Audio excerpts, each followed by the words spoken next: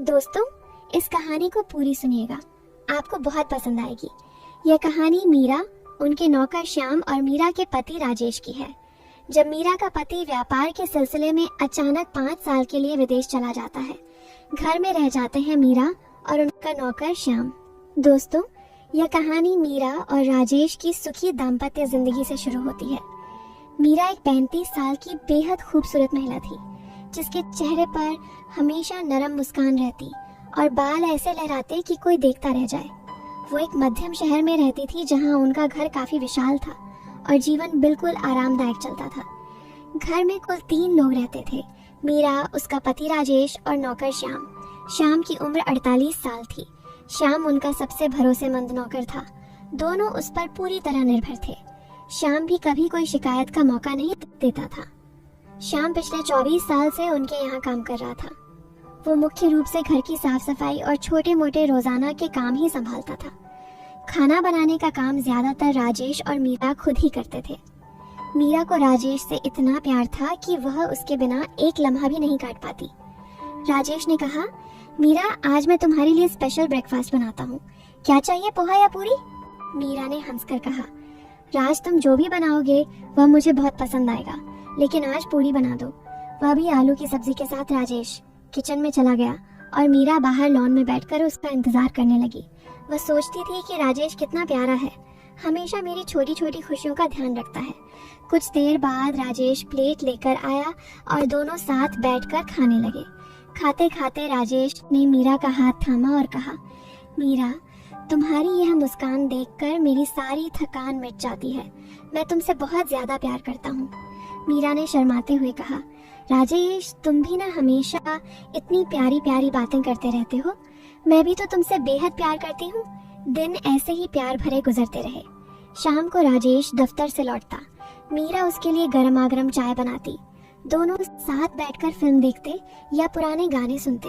रात को मीरा राजेश की बाहों में सर रखकर सोती और राजेश उसके बाल सहलाता रहता। उनका घर प्यार और स्नेह से भरा हुआ था। लेकिन एक दिन सब कुछ पलट गया। जब राजेश को विदेश से बड़ा व्यापार का ऑफर मिला, उसे 5 साल के लिए सिंगापुर जाना पड़ा। व्यापार था, छोड़ना मुश्किल था। यह सुनकर राजेश बहुत दुखी हुआ। राजेश ने मीरा से कहा, मीरा, मुझे जाना ही पड़ेगा।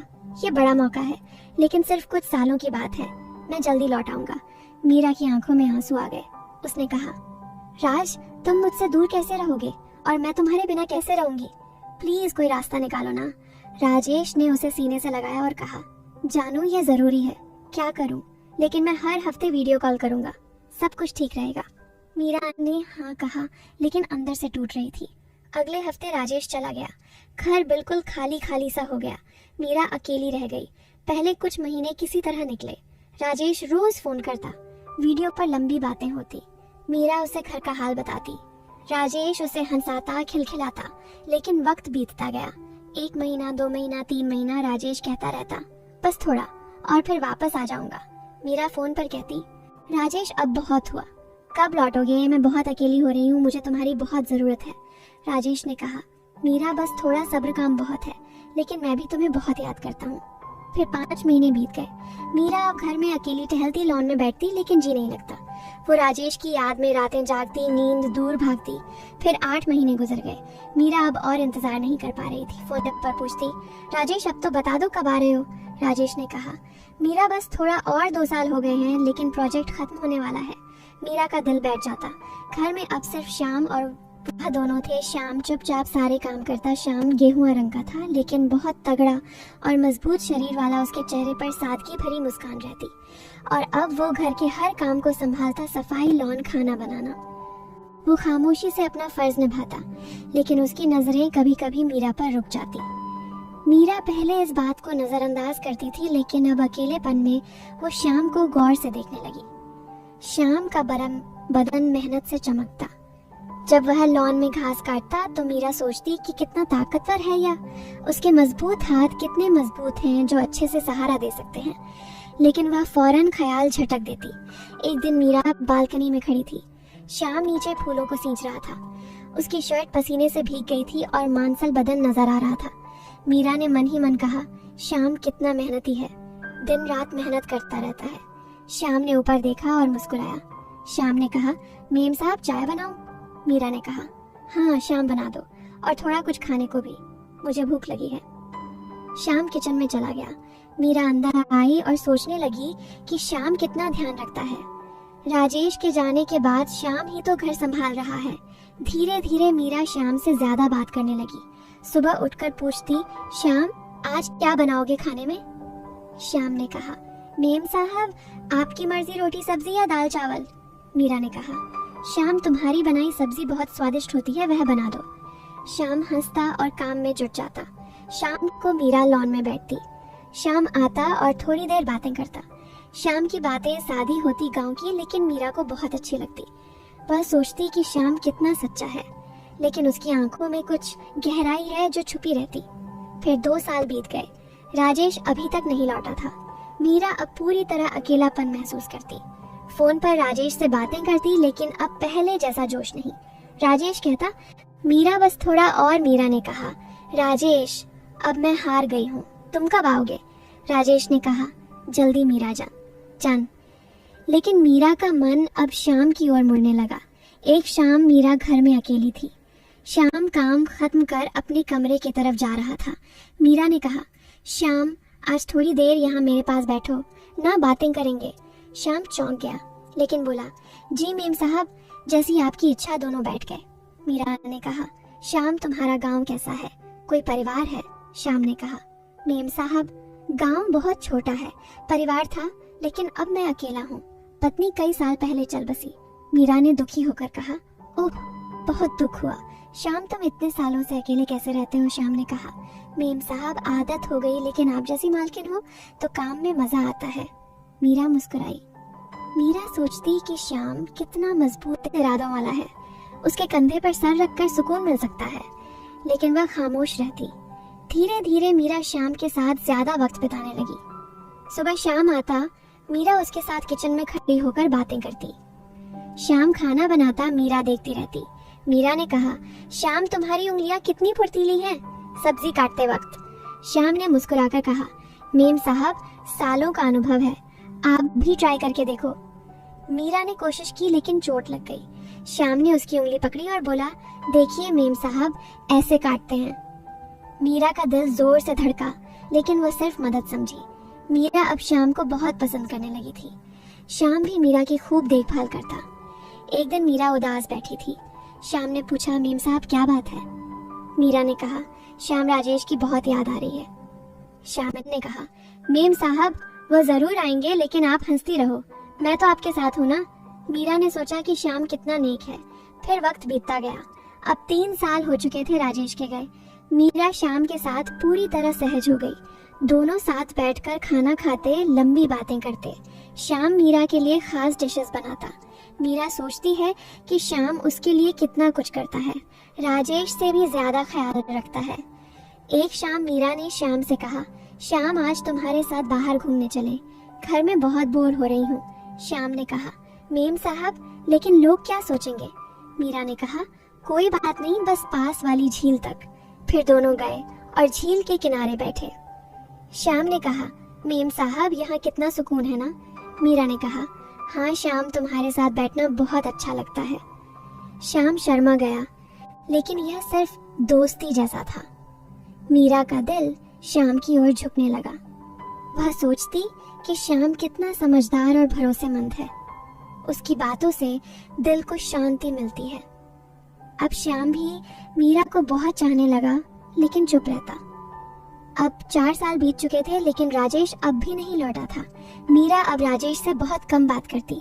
श्याम उसके लिए सब कुछ बन चुका था। एक दिन मीरा ने श्याम से कहा, श्याम तुम मेरे लिए इतना कुछ करते हो, मैं तुम्हारे बिना अब नहीं जी सकती। श्याम ने कहा, मेम साहब मैं तो बस आपका नौकर हूँ। मीरा ने कहा, नहीं श्याम तुम मेरे सबसे करीबी हो, इससे कहीं ज्यादा। श्याम की आंखें भर आईं। दोनों का प्यार धीरे धीरे गहरा होता गया। उधर राजेश को 5 साल हो चुके थे। वह वहाँ दूसरी शादी कर चुका था, लेकिन मीरा को कभी नहीं बताया। मीरा को अब कोई फर्क नहीं पड़ता, क्योंकि अब श्याम था। मीरा ने श्याम से कहा, श्याम मैं तुमसे बहुत प्यार करती हूँ। श्याम ने कहा, मेम साहब मैं भी आपसे प्यार करता हूँ, लेकिन साहब, मीरा ने कहा, वह अब नहीं लौटेंगे, हम शादी कर ले। श्याम राजी हो गया। मीरा और श्याम ने एक छोटे से मंदिर में चुपचाप 7 फेरे लिए थे। पंडित जी को बस इतना बताया कि यह दोनों साथ जीवन बिताना चाहते हैं। कोई कार्ड नहीं, कोई मेहमान नहीं, बस मीरा ने लाल जोड़ा पहना था, श्याम ने नया कुर्ता धोती मंगलसूत्र पहनाया और घर वापस आ गए। घर पहुंचकर मीरा ने श्याम का हाथ पकड़ा और हंसते हुए कहा, अब तुम मेरे पति हो श्याम। मेम साहब मत बोलना अब। श्याम शर्माया, फिर बोला, श्याम ठीक है जी, तो अब क्या कहूँ? मीरा ने कहा, जो मन करे मीरा कहो, जान कहो या अपनी रानी कहो। श्याम ने हंसते हुए कहा, रानी तो तुम हमेशा से थी, लेकिन पहले राजा कोई और था और अब मैं हूँ। फिर दोनों ठहाका लगाकर हंसे।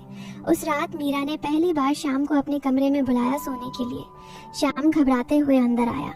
मीरा ने लाइट बंद की और उसका हाथ थाम लिया। फिर अगले कुछ महीने दोनों ने इस नए रिश्ते को समझा और निभाया। श्याम अब भी सुबह जल्दी उठता चाय बनाता, लेकिन अब चाय का कप मीरा को बिस्तर पर ही परोसता।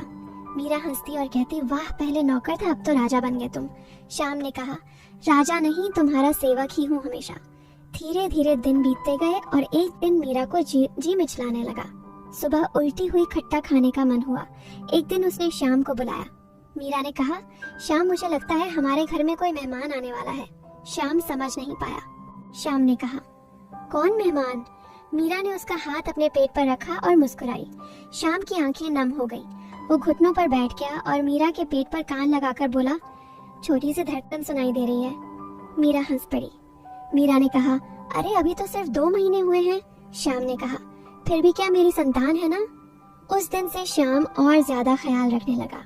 बाजार से रोज फल लाता, रात को मीरा के पैर दबाता, दूध गर्म करके पिलाता। पड़ोसी देखती और फुसफुसाती, देखो नौकर से शादी कर ली, अब बच्चा भी होने वाला है। मीरा सुनती तो हंसकर कहती, हाँ जी, मेरा नौकर नहीं, मेरा राजा है, जलन मत करो। फिर 9 महीने बाद एक सुबह मीरा को दर्द शुरू हुआ। श्याम घबरा गया। उसने पड़ोस के भाई की गाड़ी ली और मीरा को गोद में उठाकर अस्पताल ले गया। डॉक्टर ने जांच की और बोले, मुबारक हो, बेटी हुई है। श्याम बाहर कुर्सी पर बैठकर रो पड़ा। छोटी सी बच्ची उसकी गोद में आई। उसने बच्ची को देखा, उसकी आंखें बिल्कुल मीरा जैसी। उसने बच्ची को गले लगाया और अंदर गया। मीरा थकी हुई थी लेकिन मुस्कुरा रही थी। मीरा ने कहा, दिखाओ मेरी राजकुमारी। श्याम ने बच्ची दी। मीरा ने उसे चूमा और बोली, इसका नाम सोचा है? श्याम ने कहा, तुम रखो। मीरा ने कहा, चलो इसका नाम चांदनी रखते हैं, क्योंकि यह चांद की तरह हमारी जिंदगी को रोशन कर देगी। फिर बच्ची घर आई। अब घर में रोने की आवाज, हंसी की आवाज, दूध की महक सब था। श्याम दिन भर बच्ची को गोद में लेकर घूमता। मीरा देखती और सोचती, राजेश से कभी बच्चा नहीं हुआ, शायद भगवान ने यही लिख रखा था। फिर एक दिन राजेश का फोन आया। 5 साल बाद राजेश ने कहा, मीरा मैं वापस आ रहा हूँ, अब हमेशा के लिए। मीरा चुप रही। फिर बोली, अब बहुत देर हो चुकी है, मैंने दूसरी शादी कर ली है, मेरी एक बेटी भी है, तुम अपनी नई जिंदगी में खुश रहो। राजेश की आवाज लड़खड़ा गई। राजेश ने कहा, क्या? मीरा ने कहा, हाँ राजेश, तुमने भी तो वहाँ दूसरी शादी कर ली थी ना, मुझे सब पता चल गया था। अब हम दोनों अपनी अपनी खुश में हैं। अलविदा। फिर फोन कट गया। मीरा ने फोन रखा और श्याम की तरफ देखा। जो चांदनी को झुला रहा था वो पास गई। श्याम के कंधे पर सर रखा। मीरा ने कहा, श्याम, तुमने मुझे वह सुकून दिया जो मैं सालों से तरस रही थी। श्याम ने कहा, और तुमने मुझे वह परिवार दिया जो मैंने कभी सोचा भी नहीं था। शाम को तीनों लॉन में बैठे थे। चांदनी श्याम की गोद में खेल रही थी। मीरा चाय पी रही थी। श्याम ने मीरा का हाथ पकड़ा और बोला, मैं सोचता था मेरी जिंदगी बस काम करने तक सीमित है, आज लगता है मेरी जिंदगी तो अब असल में शुरू हुई है। मीरा ने उसका हाथ चूमा और बोली, हमारी जिंदगी अब शुरू हुई है श्याम, और यह कभी खत्म नहीं होगी। चांदनी ने छोटे हाथों से दोनों के गाल छुए। तीनों हंसे। घर में फिर से खुशियां लौट आई थी। वह खुशियां जो कभी चली गई थी अब हमेशा के लिए आ चुकी थी। श्याम और मीरा की कहानी यही खत्म नहीं हुई, बल्कि असल में यहीं से शुरू हुई थी। तो दोस्तों, आपको यह कहानी कैसी लगी?